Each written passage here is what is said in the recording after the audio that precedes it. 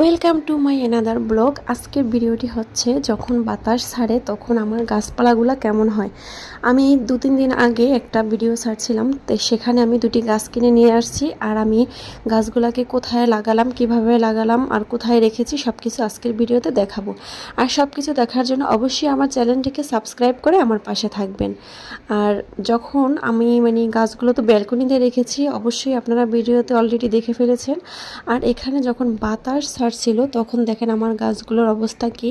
আর আমি যেহেতু নতুন গাছপালা লাগাচ্ছি, আমি কিন্তু গাছের পরিচর্যা সম্পর্কে তেমন কিছুই জানি না। যদি আমার ভিডিওটি এমন কেউ দেখেন গাছের পরিচর্যা সম্পর্কে জানেন, অবশ্যই আমাকে কমেন্ট করে জানাবেন কিভাবে গাছের যত্ন নিতে হয়।